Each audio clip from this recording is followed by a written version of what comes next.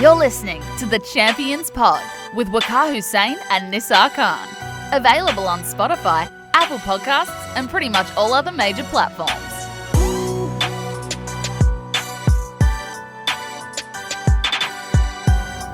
Okay, so we're back. Nisar, you're here with me once again. That's a bit of a low-key intro actually, but yeah, it's been a bit of a low-key couple of months since we last spoke. Seems like ever since we started this podcast actually, it's just been plagued by the pandemic. I think apart from the first episode, that was when things were normal. But yeah, anyway, how have you been? What's going on? It's been a while since we had a chat. Yeah, things are looking up now, I think. Obviously, knock on wood, if you have a wooden surface near you. The vaccine on the way, you know. There is an end in sight when, like I heard a quote the other day, there is light at the end of the tunnel, but the tunnel may still be very long. Yeah, I mean, that 70% efficiency rate from Oxford, it's absolutely world class, isn't it? Yes. Can't wait for that one. It's good news. Would you take a vaccine? I mean, obviously I've heard all the anti-vax arguments of it, yeah. It's just sensible to do, isn't it? I'd be willing to take one for the team, you know, personally. Just to, I mean, yeah, you wouldn't be the first. There's been rolling. so many trials, like... Yeah, that is true. And, There's yet to be no... Well, I don't know if they've got all the safety data, but no, like, adverse effects. Yeah, I mean, all the top pharmaceutical companies have been working on it for the best part of a year, so hopefully it's all good. And then, yeah, get back out into the world again. Yeah, I can't wait to celebrate Christmas with my friends and family. Yeah, pigs and blankets. Yes, mate. So yeah, what's happened? US election happened. Donald Trump is still the president. In his mind, he's going to be there forever. What do you make of all of that? But we've got and new. And new. I didn't support either Biden or Trump. Just firstly because I'm not a citizen of the United States, and also, okay, let's not go too anti-America just because you know what could happen to this podcast and happen to us. Oh yeah, Google, if you're listening, this is just said. It's banter, just tongue in cheek. We don't mean it. Yeah. Yeah, it's been an interesting election. Yeah, good job I didn't stay up for the results because I would have passed out or would have had sleep deprivation because the results didn't come out till Saturday. Yeah, obviously we're going to still find out what Biden does in this presidency, and it's going to be interesting to see how Trump will he have one dramatic last stand in the White House before he does surrender power. I don't know. Yeah, I mean, I remember it was a Wednesday, I think.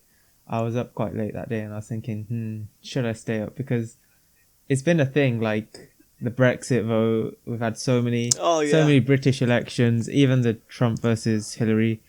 Stayed up for all of that. So it's just become a thing for me to do. But I was up and I saw the results were a bit slow coming in. So I just thought... And by the way, I think UK elections are so much better than US. Oh, yeah. The drama, you're up till 4 a.m, you're beginning to get a picture, you got all the results coming in. Exactly.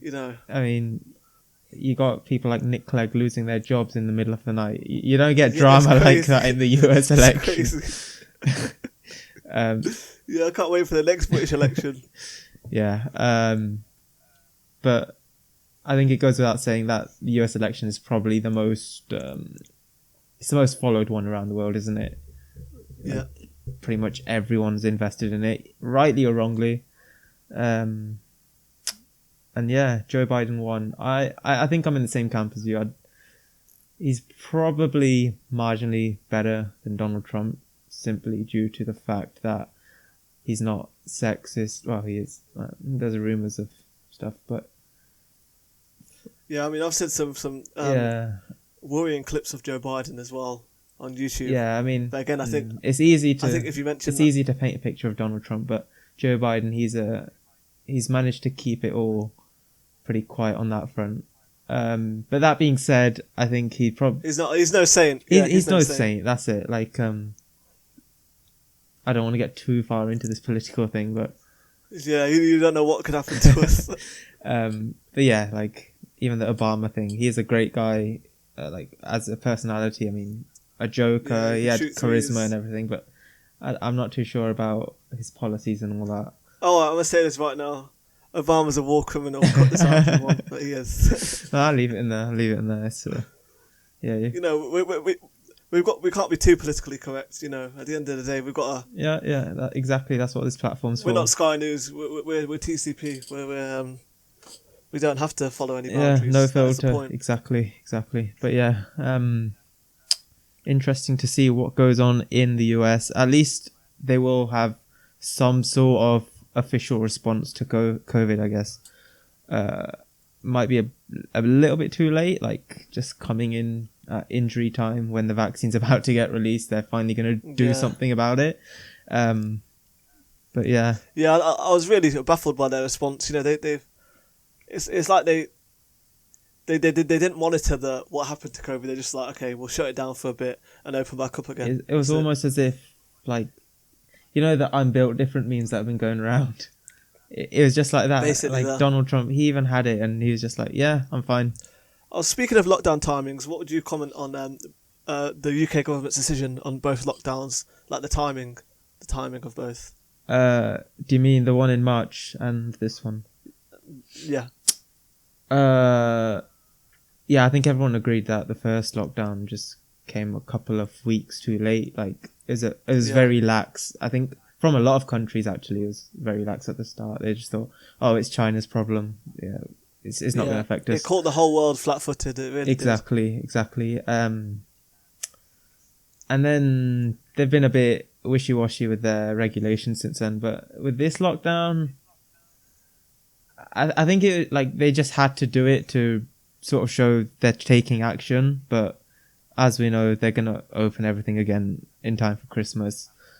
I don't know if the lockdowns actually had any sort of effect because I don't really know because like there was still like 500 deaths a day. Exactly. Yeah. And before the lockdown even came in, like we had the tier system, we had local lockdowns, and everyone was you're right, it's wishy-washy. Exactly. Like no one knows, like things are changing every day and people were just doing what they wanted to do, and I think that's... I feel like, sorry to cut you off, but I feel like they're ending it on the 2nd of December as well as just another wishy-washy thing. It's like they just didn't put it out there, you know. Yeah, and like if they wanted, if it was going to be like an exact circuit breaker lockdown, then they could have closed schools. You know, 4 weeks, it wouldn't hurt in the grand scheme of things. You know, close everything down if you're going to do that. Not, you know, this half-assed approach. Yeah, exactly. I remember when they introduced the second lockdown, I noticed there was like almost exactly a 3-week gap between when it ended and Christmas.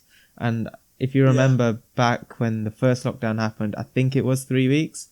So it left them that window this time to, okay, if things hadn't improved that much by the second, they would have the opportunity to extend it by 3 weeks and then still be able to open it up again for Christmas. I really thought they were going to do that. I really did. Yeah, I'm kind of surprised they haven't, to be honest. But yeah, I think it's probably the news of the vaccine coming out that they're, you know. Because don't you think there's still a lot of time for the virus to get worse exactly. between the end of the lockdown and Christmas. Yeah, exactly. Unless they've got to be really tough with these tiers like they have been saying they are, but you know.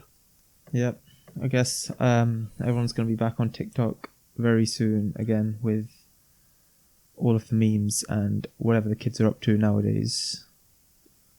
Speaking of TikTok, actually, I've been spending a bit of time on it recently. Don't know about you, but no, I've not got it on my phone. You're a mature kid. Yeah, it's yeah. Donald Trump's propaganda. Was it Donald Trump who said something about it? Someone said yeah, China's spying on us, I think, using TikTok. Yeah, I don't want China spying on me. Yeah, exactly. And all the important stuff I do on my phone. But yeah, I was just thinking, because did you use Vine at least back in the day? Oh, of course. Yeah, Vine is iconic, isn't it? I was just thinking, like, TikTok has been the app of the year. For this generation, yeah. When is it gonna, or can it ever, like, surpass Vine's legacy? I think maybe it has surpassed Vine in the fact that you didn't hear Vine in the mainstream media everywhere, you know, but in terms of sentiment or what Vine means to us and the original meme culture it created, you know, them early Twitter years. Yeah, Vine for me, but I can see TikTok's a bigger phenomenon, obviously, for this generation. Yeah, because I think it's just because like it's longer clips and there's just more you can do now with it. But the simplicity. You can be less creative here because you have to be more creative on Vine or more. Exactly. If you're funny on Vine, then you probably are actually funny. But on TikTok, you got quite a bit of help. And, I didn't realize how much effects they have. Like, yeah, I mean, and I really see some people when they're doing like TikTok dances. It's like they've been forced to do it. You know, it's like something. Yeah, it's for the sake of it. It seems very very pre-rehearsed and just, you know. Yeah, I wouldn't be surprised. Like, for the sake of it. You know those YouTube channels, like the family channels, where the parents just leech off their kids to sort of make a money-making machine. Yeah. It might a lot be. of them. Yeah. Yeah. But yeah, I think we can still agree that Vine is probably the GOAT app in terms of audiovisual, that sort of stuff. Talking about Agreed. GOATs, actually, that's the main event, isn't it? Before we get to the main event, I think we should introduce our new segment, don't you think? Yeah, go for it. Do the honours. Yeah, okay, guys. This is a new thing we're introducing to the podcast. It's called The Warm-Up. It's basically just a bit of standard conversation. I'm going to fire a few quick-fire questions at Nisar, get his thoughts, because these are things that really intrigue me, but I can't quite give a proper answer to them. So we're going to see if Nisar can. Is there a time limit on the answers?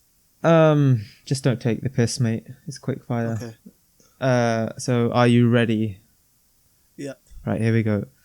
So, question 1. If a conjoined twin commits a murder who goes to trial, and if one of them is innocent, how do you punish the other? If one of them was innocent, they probably would have been able to stop it. Ooh. So, I mean, So, wait, you studied sort of a medical degree. yeah. How does it work? Like, obviously they have their own brain. They're joined, but at one point, like, you have the brain, I presume, in most cases. I've not really read much about it. But Alright, but like, do they... body. I'm just thinking, like, do they each have control of one side of the body? Or I think that's too much of a that'd be weird too question. convenient, wouldn't it? Then what else do you do? So you're saying basically, if one of them's guilty, they both must be guilty. There's going to be some sort of injustice unless surgery is done. But if they're at the age where they can commit murder, then it's likely that surgery would be impossible, like, because they would have tried it already. You know what I mean? That's true. Do you think there'd be any sort of leniency in terms of the sentence?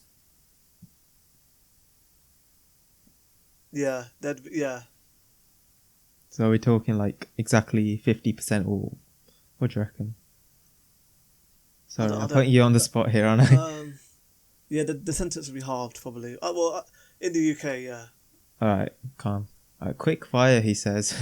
Anyway, this is a good one. If you could wake up inside a video game world for a day, which one would it be and why? The easy answer is GTA. No, Saints Row. Because you can have, like, that's to the max in terms of flying things and all that. But I'd also like to be in a UFC game because I could fight all the UFC fighters, you know. Okay, right. I saw where you were going with the GTA thing, because, like, obviously you can get hella money. And UFC 4, I can fight AJ, Fury and Brock as well, because they're all in the game. That's true. That would be a dream come true for you, wouldn't it? Explain to me what Saints Row is, because I haven't actually played that one. It's a similar game to GTA. It's a bit older. It's GTA, but even more, like, amped up on the comedy side and the digs, just the profanity and stuff like that is even more turned up. More than GTA? Yeah. Wow. Okay, I did not expect that. Like, they have like aliens and stuff as well. Right. Okay. Right. I think I'd probably be boring and just say career mode FIFA. But if I had to get creative, then Don Bradman cricket. Nah, the Miles Morales Spider-Man game, that looks pretty good. Oh yeah. Yeah, so probably that. Alright. I would say Call of Duty, but this podcast will get shut down by MI5 straight away. Yeah, and also you're quite likely to die in that, so I probably wouldn't go for that. Fortnite? Oh, I can't stand it. Can't stand it. Yeah, me neither. Never came first. Played about 100 games. Alright, final question. You have 5 minutes to hide a paperclip in your home. And a detective, he has 24 hours to find it. And if they don't find it, you get $10,000. So what are you going to do with this paperclip?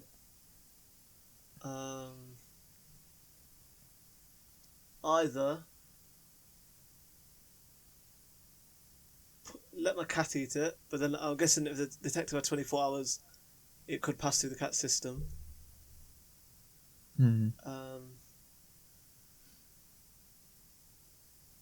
obviously once it's passed through the system, it's not going to be in your house for very long, is it? Yeah. It's got to stay in the house. Yeah, it has to be in the house when the detective's there. So just imagine he's come in and he's like, right, I want you to leave. I'd keep it, you know what? I'd keep it in my pocket. But what if I told you he comes in and he's like, right, I want you to leave, come back tomorrow and see if I found it. But I hid it. I hid it in the house. But he's told you to leave. And you're not allowed to have the paperclip on you. No, Basically. it has to be in the house. I'd stretch the paperclip out, deform Right. it, cut it into pieces, and just scatter them all like into like a cereal box or something. That's what I was thinking. Just like grind it up into like a sort of powder, and then maybe put it in like the like the vacuum bag, like where it picks up dust and all that. Just hoover it. No, he'd check the Just hoover. hoover it. But surely he'd check the hoover in 24 hours. What else could he do though? Like, if you have a like maybe put it in a controller.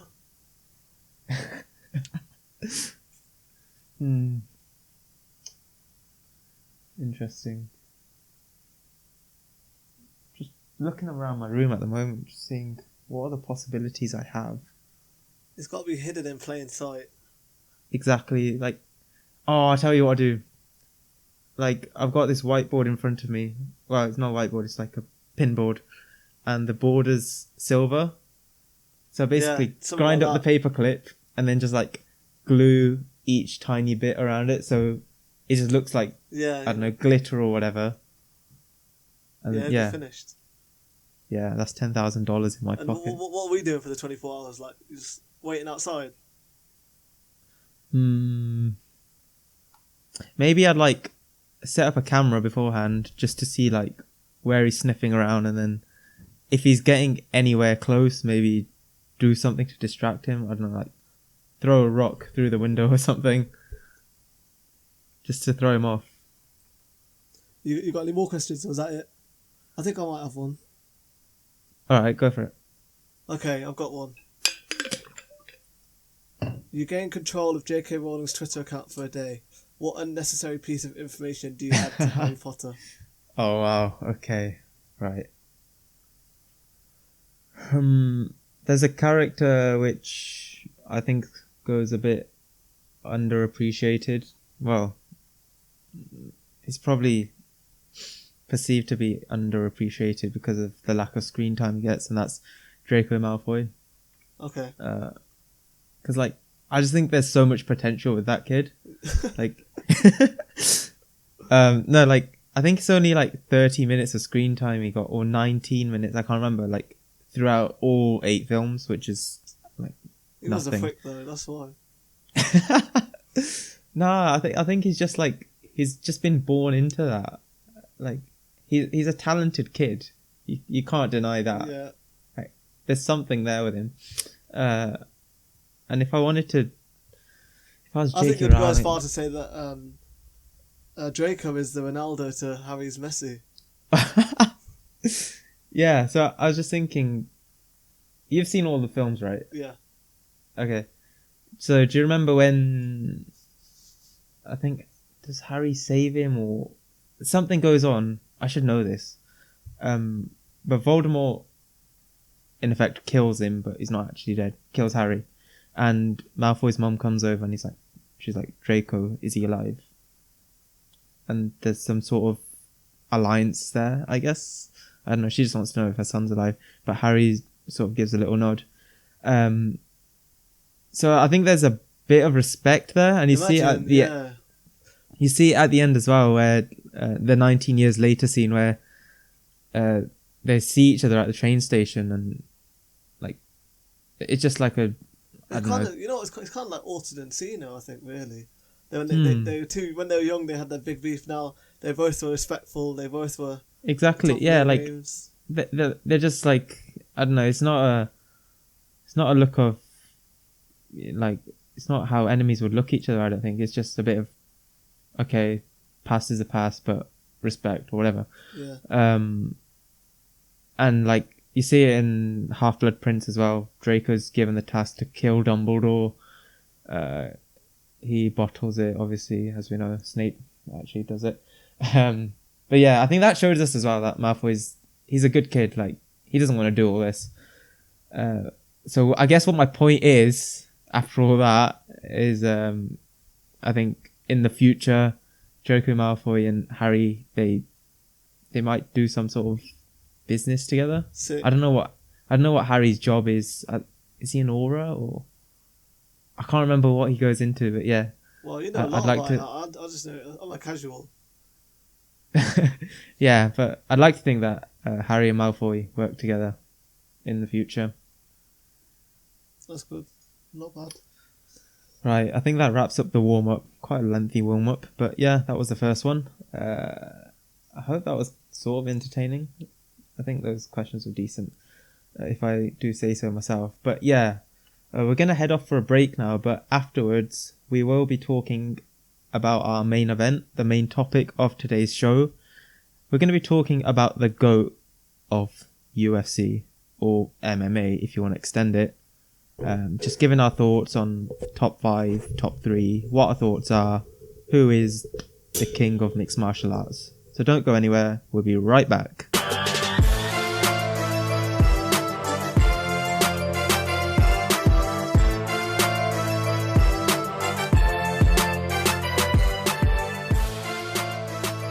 Hey, you. Yes, you, listener. If you're out there and can hear my voice, we'd love it if you could reach out to us on the socials and say hi. It's encouraging to know when people are listening and enjoying the show. We're at The Champions Pod on Facebook, Instagram, and Twitter. And as an up-and-coming new show, we're always looking to reach new listeners, so drop us a follow and enjoy the ride. Right, back to the studio, guys. Ladies and gentlemen, this is the main event of the evening. Okay, welcome to the main event of the evening. We're going to discuss the top 5. We do say MMA, but it is really UFC because they're all in the UFC, to be honest. Fighters of all time. We're going to work our way down from... How should we do this? Do our own lists, or... I guess, do you want to start off with outside shouts that probably haven't made it into any of our honourable top 5s? mentions, yeah. One of my honourable mentions is Daniel Cormier. Yeah, Stellar I totally career. agree with you there. Absolutely stellar Yeah. career. And the only Love thing, that guy. that was missing was a victory over John Jones, and that probably could have put him in the GOAT conversation. You know, he is one of the pioneers. You know, first man to win the heavyweight and light heavyweight belts. He's fought everyone. You know, he's up there. Yeah, absolutely. I totally agree with you there. Probably. Yeah, I mean, apart from John Jones, he's definitely up there among the big men. Yeah, and of course, obviously, he lost to Stipe twice as well. So. Oh yeah, Stipe actually again. Would another. You put Stipe up there as well? Yeah, if you're putting DC up there, I suppose you have to. I would. Yeah. Yeah, he's probably been. I don't know if he has the legacy that someone like DC does, but considering a lot of heavyweights were like past their prime, like Overeem, he wasn't himself. Ngannou though, yeah, okay, Miocic could be a top 10. Yeah, another outside shout. I think you've got him in your top 5. He's just outside for me because I don't know. I didn't really follow him. It's not a very valid excuse, but I'm gonna go with Demetrius Johnson, Mr. Xbox, Mighty Mouse. Yeah, I know he's an amazing fighter. Obviously, Is he in Bellator now? One FC. One. Okay, Yeah, they did that. They See, did that blockbuster trade. Him for Ben Askren. Wow, what a trade! My God. But yeah, Demetrius Johnson, flyweight. At the time, yeah, obviously he was in the GOAT conversation. Probably gone off the radar a bit for casual fans like myself in the past couple of years. But yeah, I remember he was dominating everyone. I think what tarnished his legacy a bit was that loss to Cejudo, which I thought was exactly a much closer fight. You know, and I thought they, because the UFC wanted to get rid of Demetrius that badly, they wanted some fresh blood in flyweight. They just let him go. They could have easily given him Cejudo 3, or at least when when Cejudo was at the top. I personally wanted, after Cejudo beat Cruz, Cejudo to fight Demetrius. You know. Oh, that would have been amazing. Yeah. And this weekend, Figueiredo, I'd love to see Demetrius get in there again. You know, it's exciting again now. Let's get it cracking.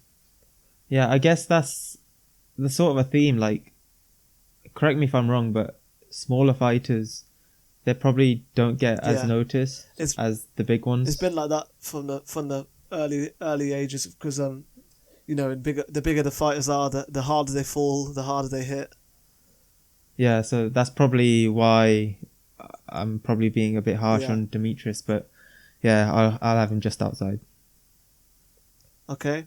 Another honourable mention I'd put is Amanda Nunes. Maybe she could break the top 5. She just misses out for me. Only just.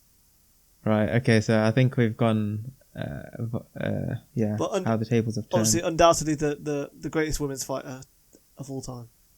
Oh yeah, absolutely, and just gonna pretty much say that what I said for Demetrius is the opposite here. You've got her just outside, and she is in my top 5. Okay. But yeah, definitely one of the greatest combat fighters of all time, and yeah, by far the best female fighter. She's beaten all of the former bantamweight and featherweight UFC champions. Exactly, all the big names. Like, obviously, she won the title against Miesha Tate. Yeah, 1 round. Who'd beaten Holly Holm, who'd just dethroned Ronda Rousey when she was at her peak. And then obviously she beat Holm herself. She beat Ronda Rousey embarrassingly. How many seconds was that? 38. 10. Was it 38? Yeah, and then... Yeah, I remember that fight was on a Friday, Friday night, I remember. And then the big question mark before she arrived in the UFC was Chris Cyborg as well. A lot of people wanted to see her face Ronda Rousey. Oh, and she would have probably killed Ronda.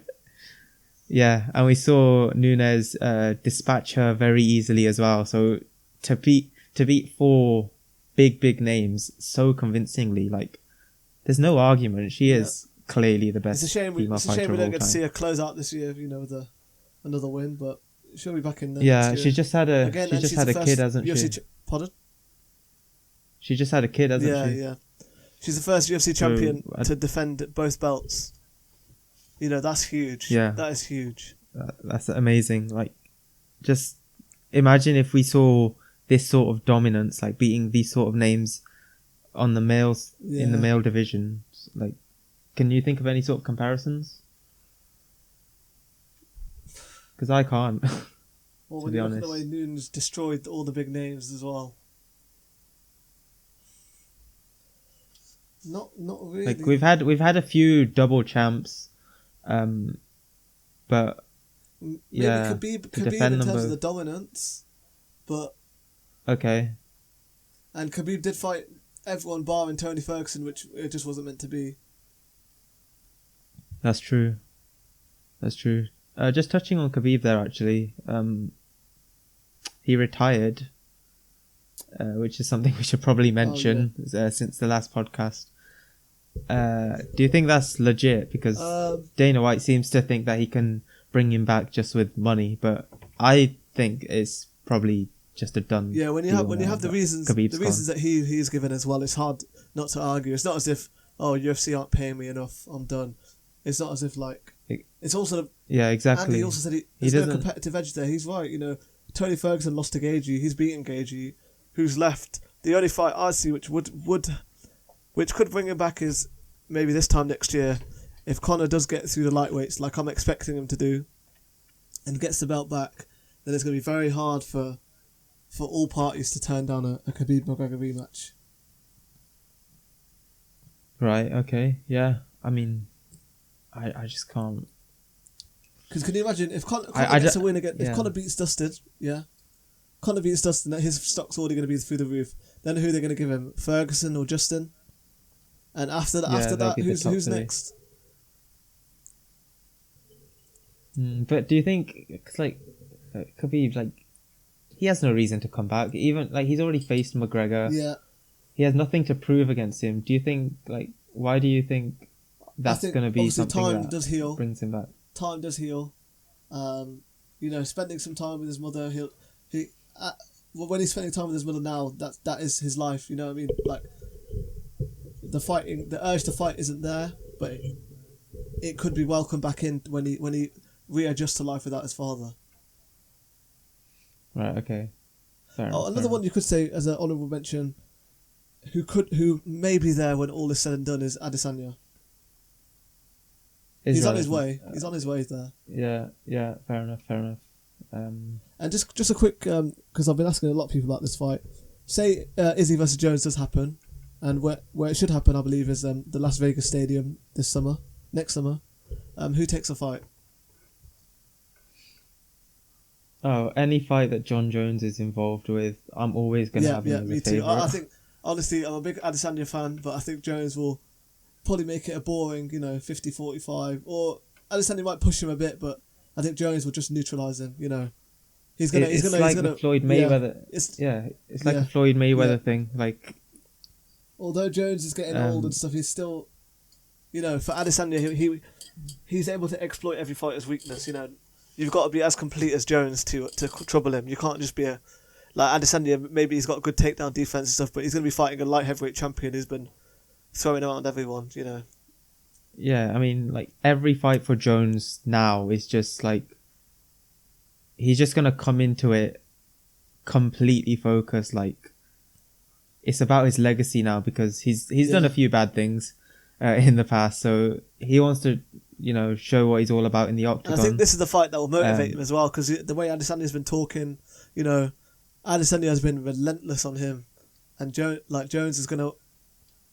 I wouldn't expect Jones to come out there swing with him, but he'll wanna hurt him and he'll wanna outclass him. I think he will. But that is also why I don't think Adesanya is in any rush to take the fight. Let Jones get even older and then take him out. How old is he now? He's getting on.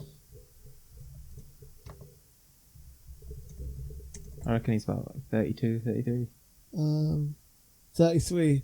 But then you've got to bear in mind that he was the youngest UFC champion in history, so he's had a lot of time in the octagon, a lot of tough fights as well, That's true. Okay, yeah, so Jones, I think, is another name that we're gonna. Okay, so should we run down our list then? Isn't it? All right, let's put it together. So, out of the names we've said so far, who are your concrete, they just have to be in there? Okay, my number one, John Jones. Okay, my number one is John Jones. Number two, Khabib Nurmagomedov. Number three, Okay. GSP. Number four, but in my opinion, number 3.1, Anderson Silva. And then number 5, Demetrius Johnson. Right, okay. But I really think those top four are a lock, in terms of any order. There used to be the big three of the big triumph. So just remind me again of the order. Jones, Khabib, GSP, Silva, DJ. And it's taken a lot of thinking. I've been thinking about this for a long time. I just want to throw one last honourable mention. He's probably I'd say he's top 15 for sure. Top 10 probably. You're a big fan of him. I'm surprised you haven't mentioned him. It's not Kane. It's actually Jose Aldo. Okay, yeah. Yeah, he's up there, but the loss to McGregor. It just finished him, didn't it? But you can't forget the decade before. Yeah, exactly. That is, again, he was a pound for pound king for a long time. Yeah, he's top 10. He's definitely top 10. Right. Yeah, I just wanted to make sure that Jose got his honourable mention out there. He wasn't too far away from winning the bantamweight belt. People forget on the Masvidal Usman card that he was ahead of Yan until he tired and Yan took him out in the 5th. Yeah. Okay, I'm just... Yeah, how would my... I think I'd probably have...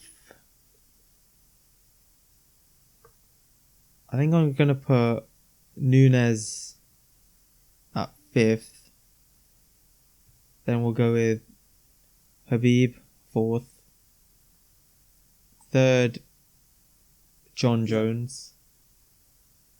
2nd, Anderson Silva.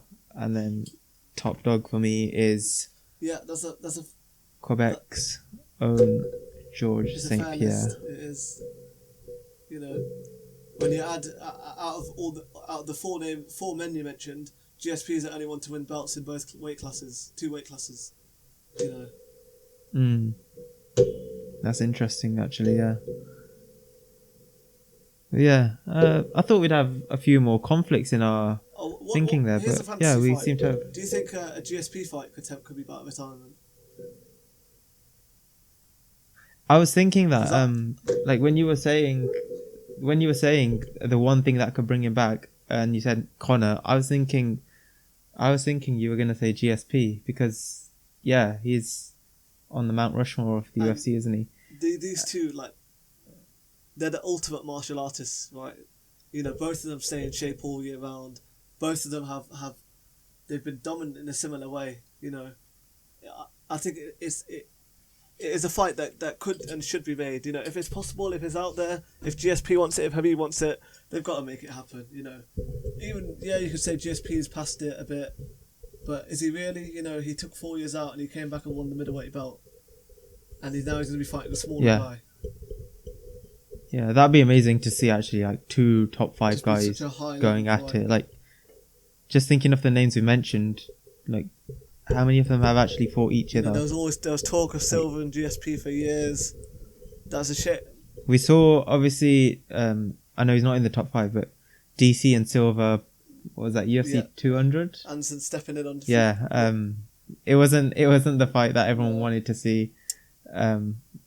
It was a bit like Floyd versus Manny, sort of 2 old men just wasting time. Around 2010, 2013, when GSP, Anderson and Jones were all, operating, reigning as champions, there was talk of GSP Silva, talk of Jones Silva, But I really think it is a shame we never got to see GSP versus Silva when both had lengthy runs at 170, 185, I do think about that fight a lot, what could have been.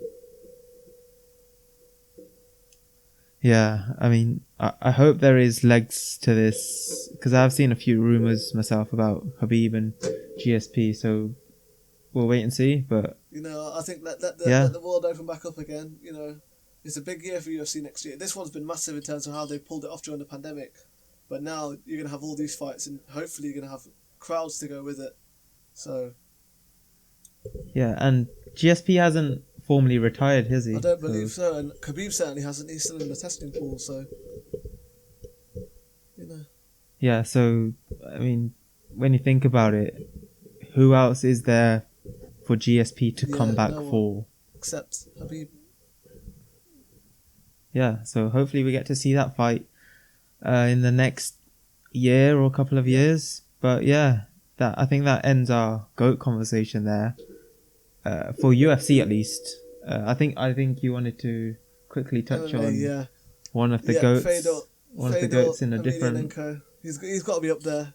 It's a shame he never fought in the UFC, but he made his name elsewhere, and it's very hard to, when he's had his fights in different promotions, it's very hard to, and of course, considering I wasn't watching MMA at the heights of his career, it was hard to quantify just how good he was, but he's one of the best heavyweights of all time and one of the best MMA fighters of all time. He probably would, he's in top 10 MMA of all time, for sure. Yeah. Right. Okay. And moving on to just a little plenary, call it injury time. The Undertaker. Oh, yes. I know it's a bit Speaking of of a switch up goats. from MMA to MMA going to real fighting, WWE. This Sunday marked 30 years since his debut, and we know he retired officially a couple of months ago, but he made one last walk to the ring. So I know you watched it live. I didn't myself, but as a long-time WWE fan, what did it mean to you? What did you make of all of this? Undertaker making one last walk to the squared circle.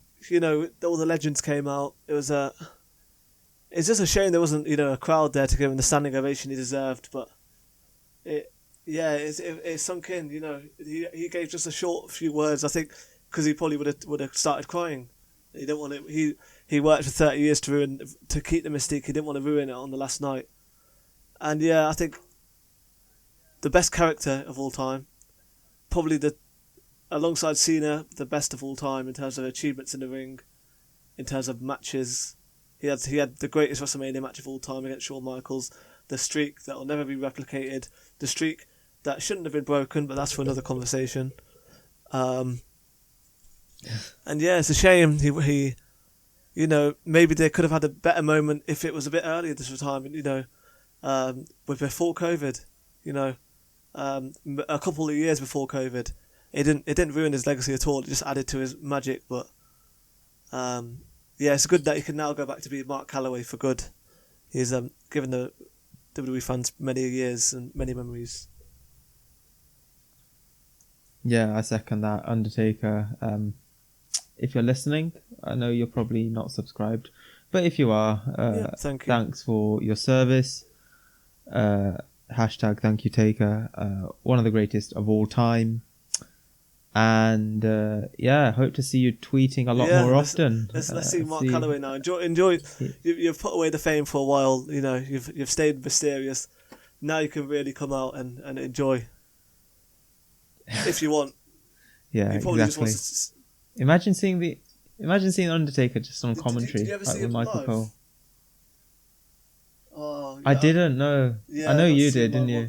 That's something you treasure. That's a shame. He fought the Shield. He teamed up with Team Hell. Yeah. Fought the Shield in London. That must have been amazing. Yeah, because he only shows up once in a blue moon, and the fact you managed to see him, you got to keep that memory with you. But said farewell to Undertaker, and I think it's about time we say farewell to listeners today, because that is the end of the show. Try and get one more episode in before the year's out, possibly. Yeah. Hopefully we'll have a end of year episode, and then we have hopefully big things planned for 2021. Can't say too much about what's going on there, but Those thanks for vaccines listening. will be powering us all the way through. Yeah, exactly. We hope you enjoyed the show once again. If you're watching on YouTube, then make sure you subscribe to the channel, leave a like. Let us know your goats in the comments below. And goodbye. One more thing, just in case we do not do an episode before Christmas, Merry Christmas to everyone. Obviously, it's going to be a bit different for us this year, because of the elephant in the room, the obvious elephant in the room that is COVID. But, there is light at the end of the tunnel. A vaccine is coming. This virus, we are past the worst part of it, and we are now over the slope, and it's going to get easier from here if we just are able to keep faith and stay vigilant. So, have a good Christmas, everyone, and we're ready for 2021. This has just been a pause, a little bit for putting the brakes on this year, but the accelerator's coming on very soon. So, thank you for listening. Right, okay. Thank you for listening, guys. We'll see you next time. Goodbye.